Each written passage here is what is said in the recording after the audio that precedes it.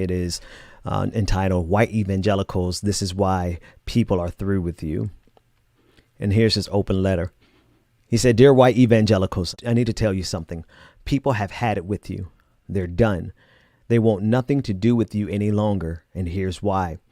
They see your hypocrisy, your inconsistency, your incredibly selective mercy, and your thinly veiled supremacy. For 8 years, they watched you relentlessly demonize a black president, a man faithfully married for 26 years, a doting father and husband without a hint of moral scandal or the slightest whiff of infidelity. They watched you deny his personal faith, convictions, argue his birthplace, and assail his character, all without cause or evidence. They saw you brandish scriptures to malign him and to use the laziest of racial stereotypes in criticizing him. And through it all, white evangelicals, you never once suggested that God placed him where he was. You never publicly offered prayers for him and his family. You never welcomed him to your Christian universities. You never gave him the benefit of the doubt in any instance. You never spoke of offering him forgiveness or mercy. Your evangelists never publicly thanked God for his leadership. Your pastors never took to the pulpit to offer solidarity with him. You never made any effort to affirm his humanity or show the love of Jesus to him in any quantifiable measure. You violently opposed him at every single turn without offering a single ounce of the grace you claim as the heart of your faith tradition. You jettisoned Jesus as you dispensed damnation on him. And yet you give carte blanche to a white Republican man so riddled with depravity, so littered with extramarital affairs, so unapologetically vile, with such a vast resume of moral filth that the mind boggles. And the change in you is unmistakable. It has been an astonishing conversion to behold, a being born again. With him, you subtly find religion. With him, you're now willing to offer full absolution. With him, all is forgiven without repentance or admission. With him, you're suddenly able to see some invisible, deeply buried heart. With him, sin has become unimportant, compassion no longer a requirement. With him, you only see providence. And white evangelicals, all those people who have had it with you, they see it clearly. They recognize the toxic source of your inconsistency. They see that pigmentation and party are your sole deities. They see that you aren't interested in perpetuating the love of God or emulating the heart of Jesus. They see that you aren't burdened to love the least or to be agents of compassion or to care for your Muslim, gay, African, female, or poor neighbors as yourself. They see that all you're really interested in doing is making a God in your own ivory image and demanding that the world bow down to it. They recognize this all about white, Republican Jesus, not dark-skinned Jesus of Nazareth. And I know you don't realize it, but you're digging your own grave in these days, the grave of your very faith tradition. Your willingness to align yourself with cruelty is a costly marriage. Yes, you've gained a Supreme Court seat, a few months with the presidency as a mouthpiece, and the cheap high of temporary power, but you've lost a whole lot more. You've lost an audience with millions of wise, decent, good-hearted, faithful people with eyes to see this ugliness. You've lost any moral high ground or spiritual authority with a generation. You've lost any semblance of Christ-likeness. You've lost the plot. And most of all, you've lost your soul. I know it's likely you'll dismiss these words. The fact that you've even made your bed with such malevolence shows how far gone you are and how insulated you are from the reality in front of you. But I had to try at least to reach you. It's what Jesus would do.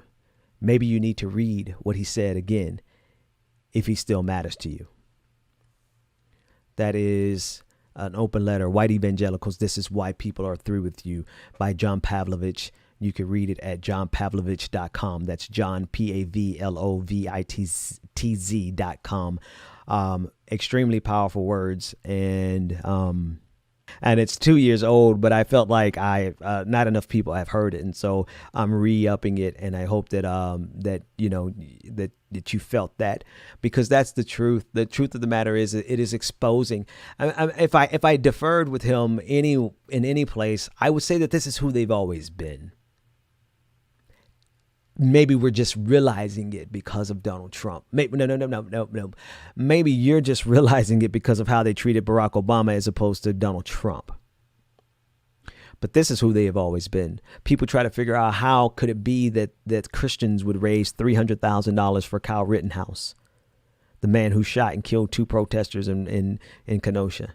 They were like, what kind of Christians are these? These are the exact same Christians who would go to church, lynch us on Saturday night and go to church on Sunday morning, or go to church on Sunday morning and lynch us on Sunday afternoon.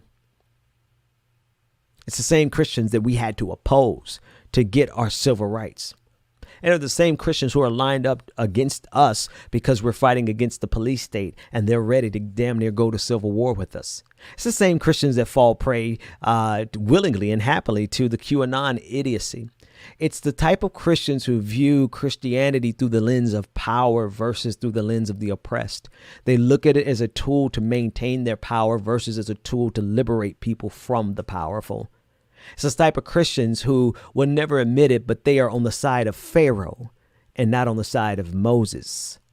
You can't possibly read the Bible and be a person who's concerned about liberating people and not identify with Moses in the story of the children of Israel coming out of Egypt.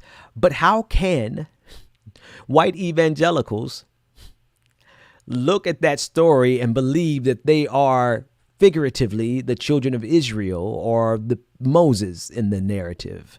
How can they look at themselves and feel like they are the protagonists in the narrative when in fact they sit in the position and in the seat of Pharaoh all the time? In every way imaginable, politically, economically, socially, they are literally, or rather figuratively, sitting in the seat of Pharaoh.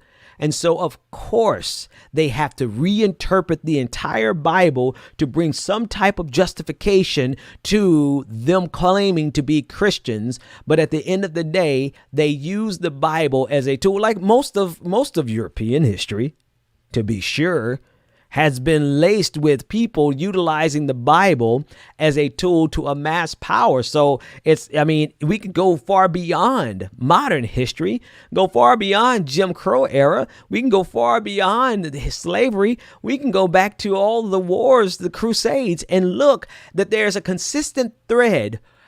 Whenever the Bible has been given into the hands of powerful people, they refuse to interpret it in a way that would liberate the marginalized, the oppressed, because they are the oppressor. So that's the only place I would disagree with this, is that this is not new. It's just that perhaps John, who I support his work, but perhaps he's just coming to terms with it. I came to terms with this many, many years ago when I realized that there had to be a fundamentally different way that I view God versus the people who I realize we're fighting against in order to get our liberation. White evangelicals, white conservative evangelicals, to be more precise. And even more precise, white conservative evangelicals who refuse to interpret the Bible through the lens of the oppressed and refuse to use the Bible as a tool to liberate people, but instead use it as a bludgeoning tool to maintain their power. And they sit in the seat of Pharaoh, but they pretend as though they are Moses. Talk to you later.